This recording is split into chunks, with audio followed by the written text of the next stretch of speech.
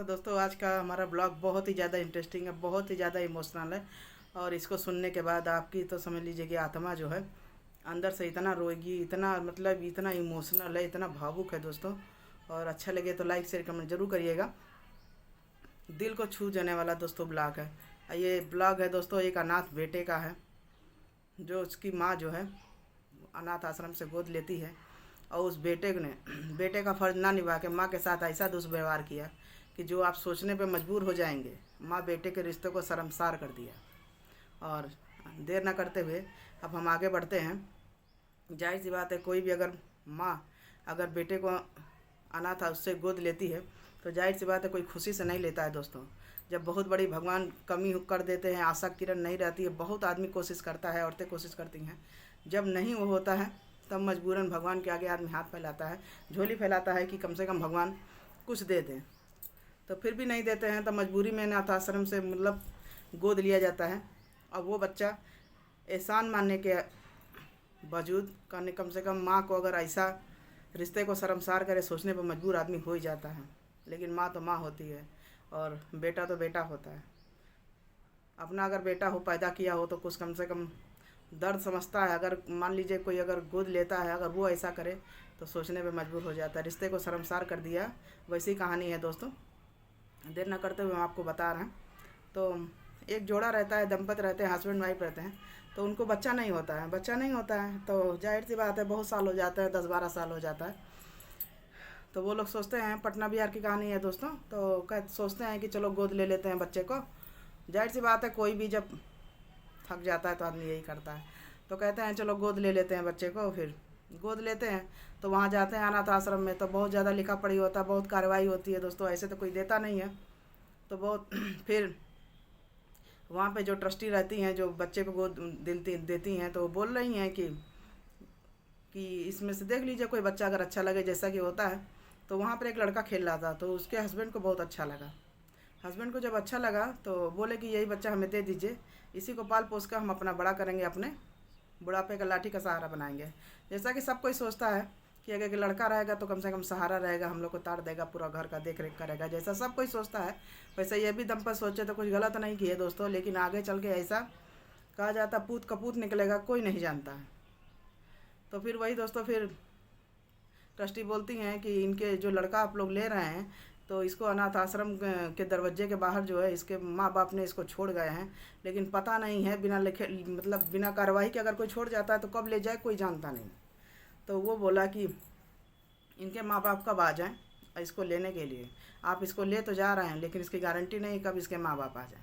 तो इतने बात होती है। फिर ये होता है कि कागजी कार्रवाई आप करिए, जब ऐसा होगा तो देखा जाएगा।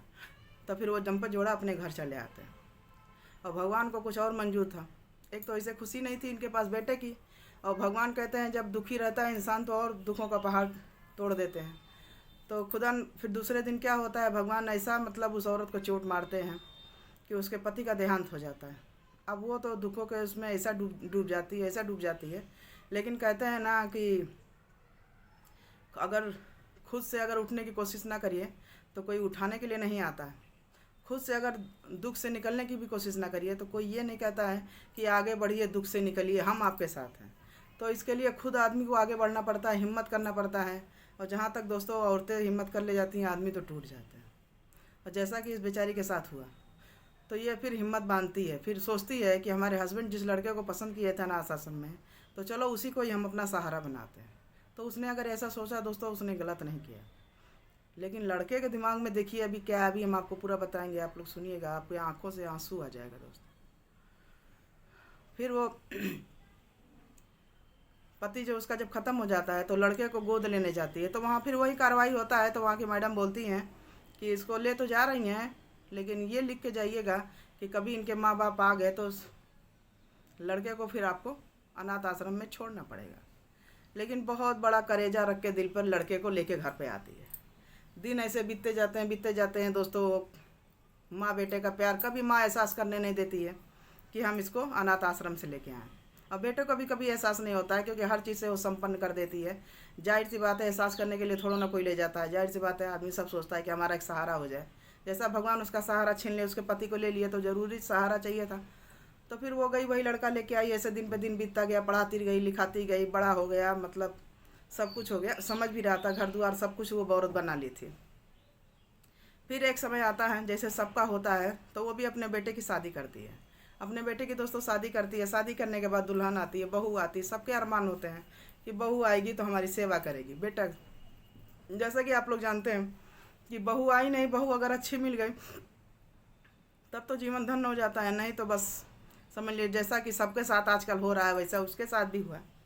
बहू आई, खाना बताइए 3 आदमी का खाना, लेकिन कहना कहा जाता है कि ना कि आजकल का अगर अच्छी मिल गई तो ठीक है, नहीं तो कहने का मतलब ऐसी मिल जा रही हैं कि समझ लीजिए कि बस एक आदमी, अगर हस्बैंड वाइफ का ही खाना बहुत बड़ा है, अगर एक सास है तो कोई बना के खिलाता नहीं है। तो दोस्तों वही कहानी हो रही थी उसके साथ भी, उसके सास के साथ। तो फिर बहू जो है रोज़ काम करती थी, रोज़ सास से खटपट लड़ाई, लेकिन माँ का कलेजा इतना बड़ा था, कभी बेटे से नहीं कहती थी कि तुम्हारी वाइफ हमारे साथ ऐसा करती है। माँ तो माँ होती है दोस्तों।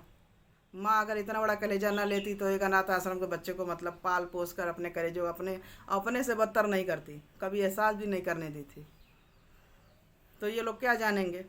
फिर उसकी बहू क्या नाम है, एक दिन बोली कि आपकी माँ का हिस्सा तो हम बनाएंगे नहीं खाना। अब सोचिए, लेकिन बेटे भी आजकल ऐसे हैं कि बहू आई नहीं उन्हीं के बस में हो जाते हैं। जैसा कि ये सार्वजनिक है, ये तो कोई कॉमन बात है नहीं, मतलब हर जगह तो आजकल यही हो ही रहा है। बहुत किस्मत वाले हैं जो भैया जिसके घर बहू अच्छी आती हैं, परिवार लेके चल रहा है। और एक बहू के चक्कर में दुनिया बदनाम है, ये भी तो आप लोग जानते ही होंगे। अगर सास अच्छी है तो बहू खराब, बहू अच्छी है तो सास खराब, और यही संसार का नियम भी है। तो जैसा कि यहाँ भी हो रहा था, तो बहू बोली अपने हस्बैंड से कि हम माँ का हिस्सा नहीं बनाएंगे। तो वो भी कुछ नहीं बोला। बोल ड्यूटी से आने के बाद लड़का क्या बोलेगा, थक हार के एक दिन थक गया, तो उसकी वाइफ बोल रही है कि अब हम घर छोड़ के जा रहे हैं। तो बोले घर छोड़ के जा रहे हैं, अब या तो तुम्हारी माँ रहेगी या तो हम रहेंगे। अब फिर माँ बेचारी कुछ नहीं गई, चुप्पी मार के बैठ गई, बिना खाना पीना खाए चुपचाप बैठ गई। अब सोचिए उस आदमी के, उस औरत का कलेजे पे क्या बीत रही होगी। छील पे छील उसको अपने आदमी की याद आ रही।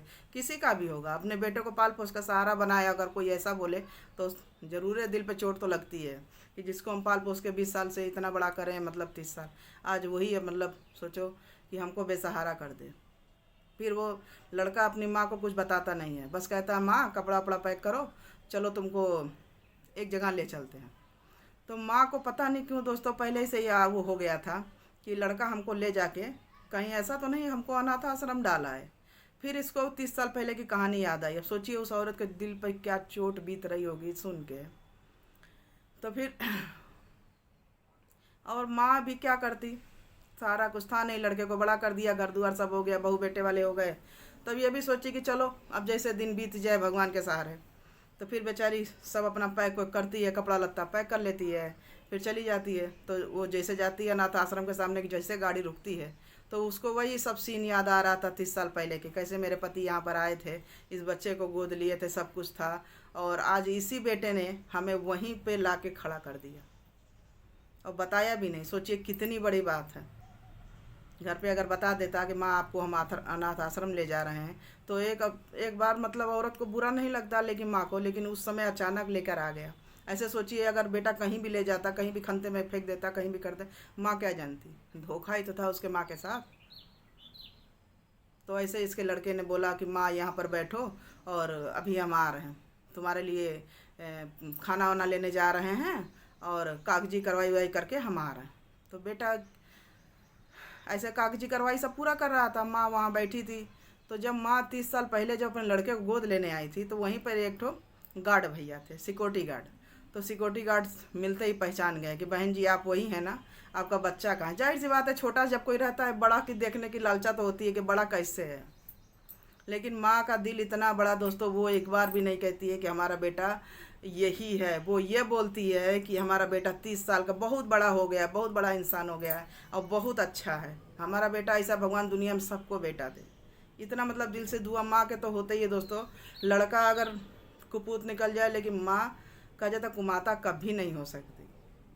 तो वैसे ही सिक्योरिटी गार्ड से कह रही थी मेरा बेटा बहुत अच्छा है और हमको यहाँ पर कुछ दिन के लिए मेरी इच्छा थी, तो यहाँ पर हमको रख के जा रहा है। तो भैया गार्ड भी कुछ नहीं बोला। तो फिर उसका लड़का जो है दूर से देख रहा था कि मेरी माँ से ये गार्ड क्या बातें कर रहा है, जाहिर सी बात है। तो वो पूछ भी नहीं सकता। तो माँ से बोला कि इसको जानती हो क्या? तो बोला कि हाँ बेटा, जब हम बहुत पहले यहाँ पर आए थे, माँ सोच चाहती तो सब बता देती, लेकिन माँ कुछ बोली नहीं।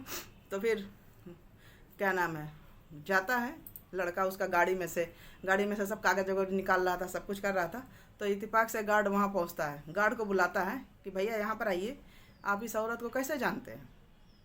मेरी माँ को, मतलब वो बोला नहीं मेरी माँ को, कहने का मतलब है कि इस औरत को कैसे जानते हैं? तो बोलता है क्यों? तो कह रहे कि आज से बेटा 30 साल पहले यही औरत इसी अनाथ आश्रम से एक बच्चे को गोद लेके गई थी, एक लड़के को, और उसको पाल पोस के ये शादी कर दी है। बता रही थी मेरा बेटा ऐसा कोई नहीं।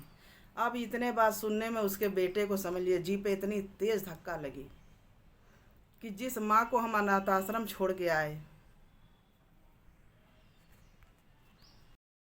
तो जब इतनी सी बात सुनता है वो लड़का अपनी माँ की कि यही माँ, मतलब हमारे ही बारे में ड्राइवर मतलब गार्ड भैया बात कर रहे हैं।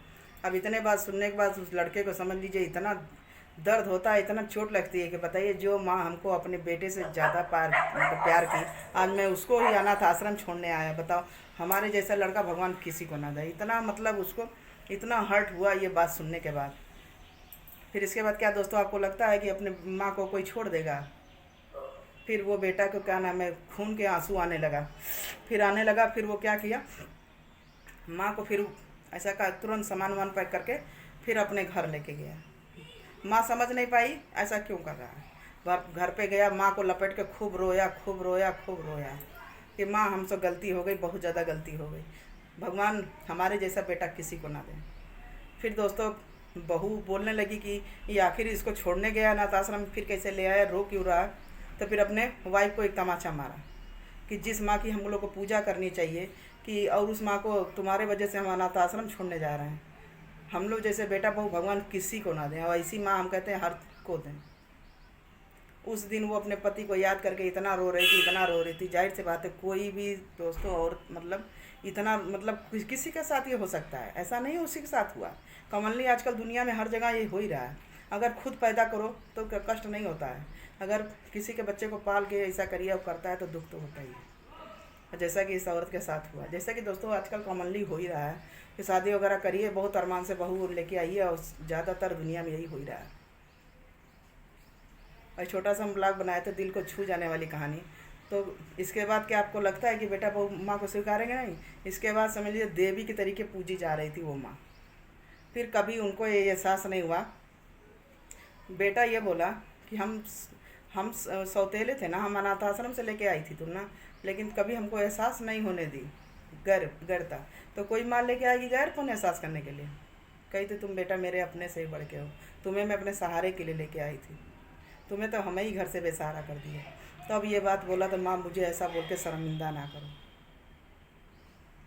फिर दोस्तों फिर वही माँ को इतना प्यार दुलार बहू बेटे, मतलब जीवन धन्य हो गया। हम तो कह रहे हैं ऐसे ही बेटा बहू सबको दें और जीवन धन्य हो जाए, और अच्छे से ही भैया सबका बुढ़ापा बीते, और भगवान सबको अच्छी बहू दें, बेटा दें, और माँ तो सबको ऐसा दें। और कहने का मतलब ये छोटा सा ब्लॉग बनाया तो दिल को छू जाने वाली। अगर अच्छा लगा हो तो लाइक शेयर कमेंट जरूर करिएगा। खुशी सिंह ब्लॉग क्षेत्र को ज़्यादा सब्सक्राइब लाइक कमेंट जरूर करिए, और आगे का मतलब और कहानी सुनने के लिए ज़्यादा से ज़्यादा अच्छा लगा हो तो like share comment. Bye bye.